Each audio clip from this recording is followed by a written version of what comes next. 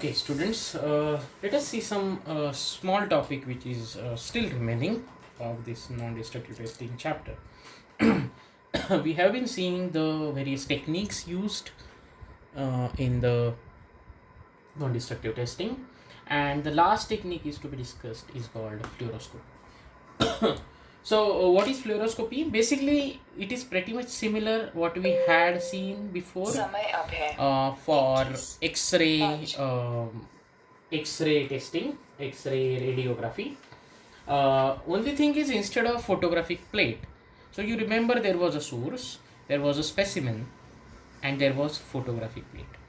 So instead of photographic plate, if it is just a fluorescent screen, that is called fluoroscopy. That's it. There are some of the other things involved here, which is called slit, which can actually you can adjust various intensity of the source and so on. That is absolutely, we don't need to discuss about it for in your syllabus, but so that's it, pretty much that's it. Instead of if there is a fluorescent screen instead of photographic plate, it is called fluoroscopy. Please take a moment. This may be asked for 3 marks, so, and also it is definitely very easy to get the marks. So please pause this video and draw this diagram carefully. I'll just refresh quickly. This is source, this is slit, which intensity of the source can be adjusted, with which this is specimen, this is fluorescent screen. And to avoid the rays coming out of this source going out, there is a thick leaded glass that is to absorb the rays which is coming out of the fluorescent screen from other side, to avoid the health hazard. So that's it. Please take a make a pause and draw this diagram. Okay, I suppose you have already drawn this diagram, so now we are ready to write. So whatever we have discussed, I am giving you some concise notes which will help you for your exam.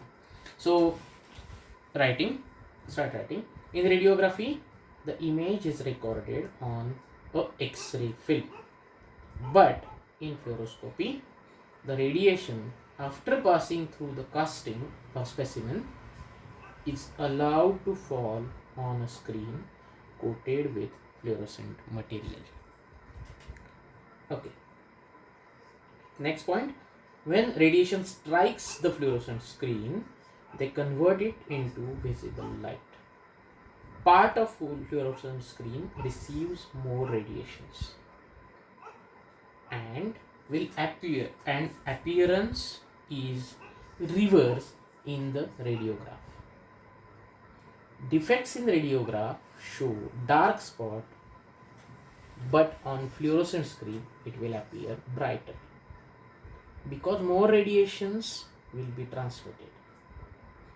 Next point, advantage is real-time image method is faster than radiography and can be applied at larger scale production. Okay, so this is all about the description.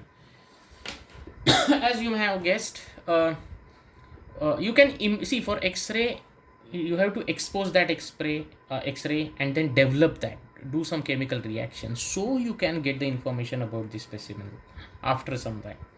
But for this case, it's like a live telecast of what is happening, what is there in the specimen, you will immediately see on this fluorescent screen.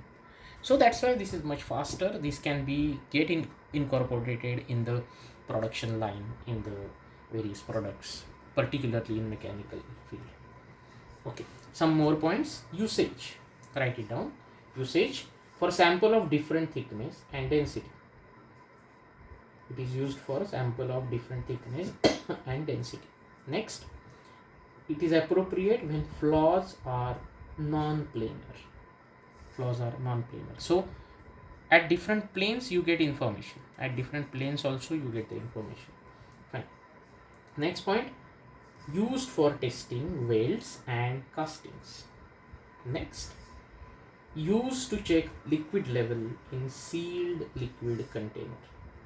This is interesting. You can easily guess what does it mean.